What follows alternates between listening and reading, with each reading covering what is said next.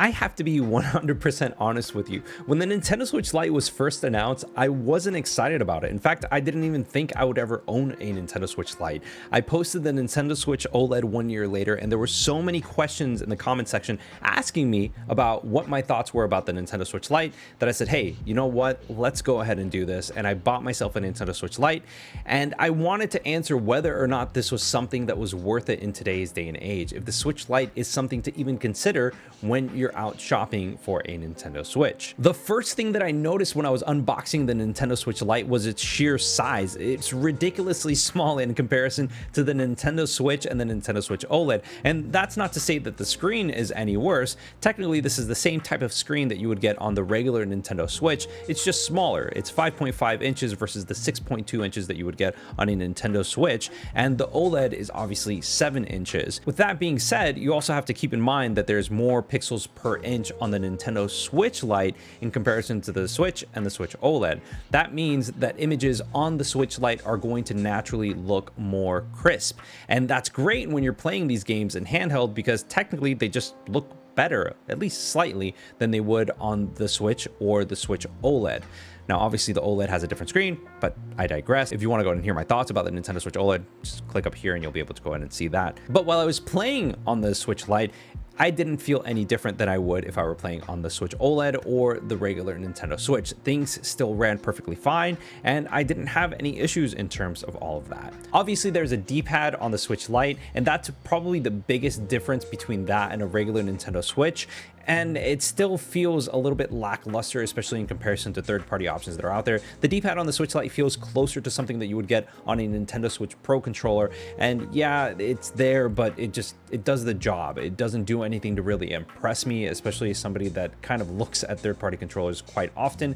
8BitDo has essentially blown this D-pad out of the water. So if you're looking for something that is third-party and has a better feeling D-pad, I would recommend either the SN30 Pro 2 or the 8BitDo Ultimate Bluetooth controller that was recently released. Both are awesome when it comes to playing 2D games using these D-pads on these controllers respectively. The ZL and ZR buttons actually also remind me a lot of the Nintendo Switch Pro controller's ZL and ZR buttons. It doesn't feel as clicky as you would get from a regular Joy-Con, and you can tell that there is some form of a membrane that is there to kind of help support the ZL and ZR buttons on the Switch Lite. It just feels overall better built in comparison to a typical Joy-Con. The face buttons on the Nintendo Switch Lite also have that same membrane feel and feels more closer to a Nintendo Switch Pro than it does a typical Joy-Con. This tells me that Nintendo put more emphasis on the infrastructure of the Nintendo Switch Lite because it is one solid piece of plastic versus several moving pieces of plastic that we see on the Nintendo Switch and Switch OLED. The battery life on the Switch Lite feels fine. It feels comparable to the V2 Nintendo Switch or the Nintendo Switch OLED. Obviously, if you're running games that are a little bit more graphically intensive, battery life is going to be closer to that 4-hour-ish range of things, but I've gotten all the way up to 7 hours of playtime on the Nintendo Switch in one sitting. One of the few things that disappointed me with the Nintendo Switch Lite was the overall audio quality of the built-in speakers in the Nintendo Switch Lite.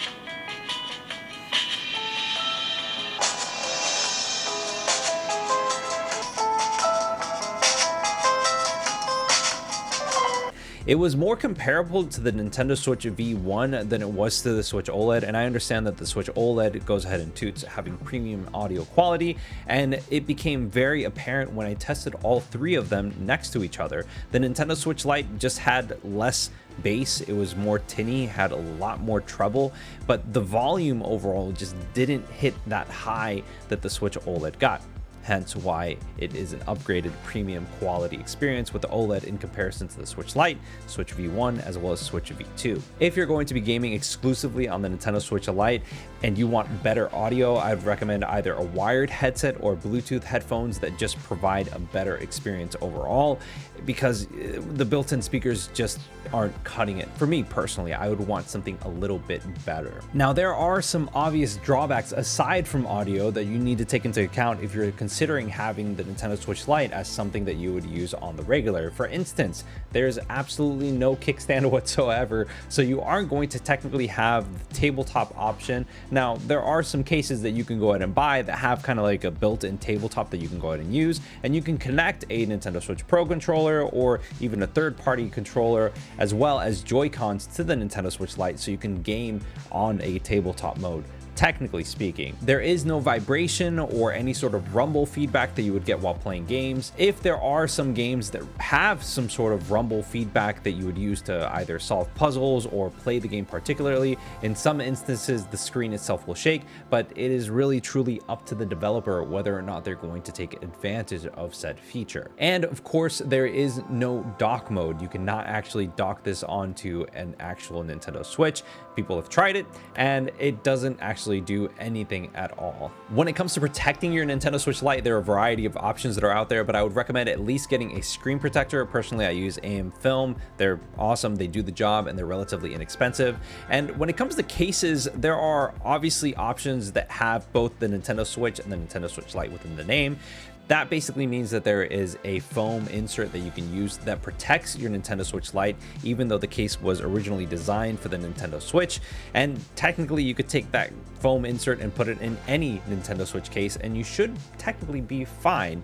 Genki went ahead and took it a step further and designed a case exclusively for the Nintendo Switch Lite. It's called the Genki Force Field Lite, and honestly, it's awesome. It's a magnetic case and it protects everything and is very form-fitting. There's even a little bit of a mold in the back that allows you to hold the Nintendo Switch Lite a little bit more comfortably.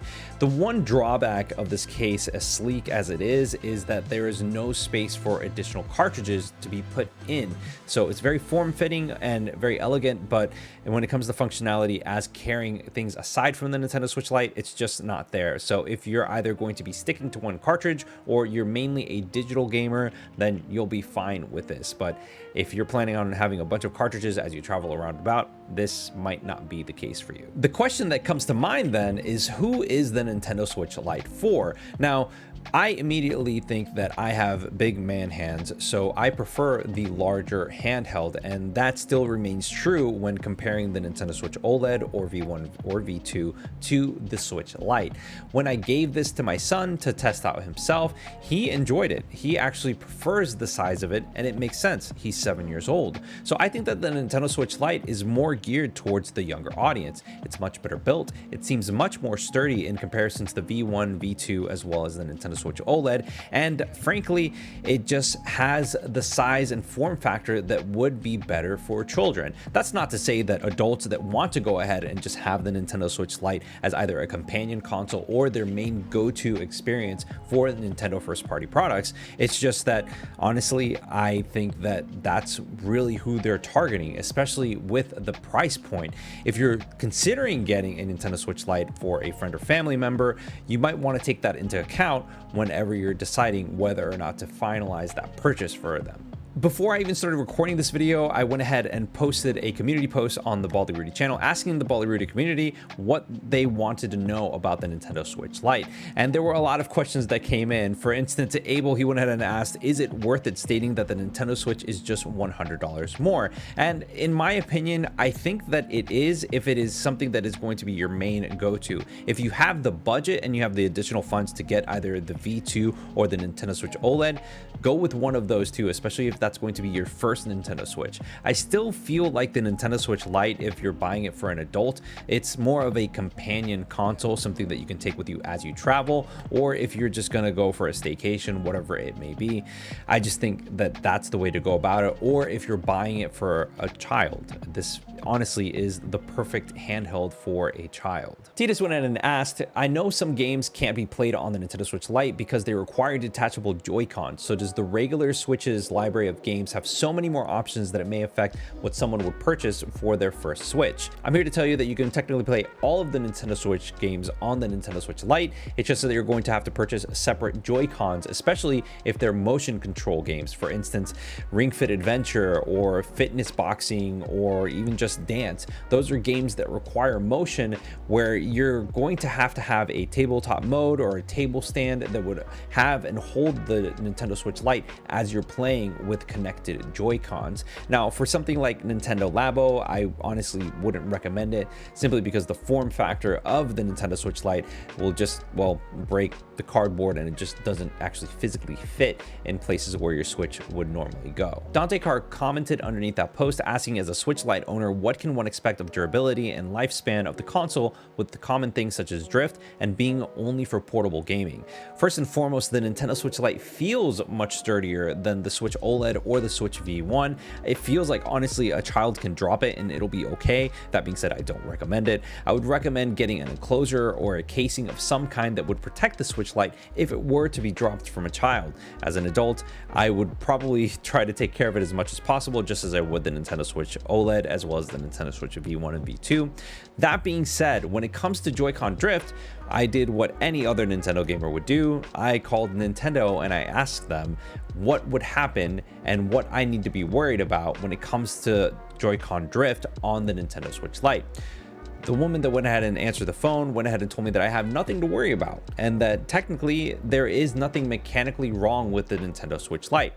If I were to experience Joy-Con drift, that I would have to go ahead and send in my Nintendo Switch Lite, and that they would repair it free of charge. Obviously, that's typical of Nintendo to completely ignore the problem or the situation at hand and pretend that it's a-okay and that everything is fine. As we all know, Joy-Con drift is something that runs rampant, and it is a design flaw. It's just naturally what happens with the wear and tear of playing on these Joy-Cons. I do hope that the analog sticks on the Switch Lite last long, but overall, I'm not necessarily super worried because my main go-to console is still my Nintendo Switch OLED, and my son doesn't game as much as I do, so I don't have anything to worry about with that. The Nintendo Switch Lite is a perfect companion handheld for somebody that already has a Nintendo Switch OLED or a Switch V1 or V2. It's also great for somebody that is considering dabbling in the Nintendo Switch ecosystem if they're not familiar with it and they just kind of want to see what's in there.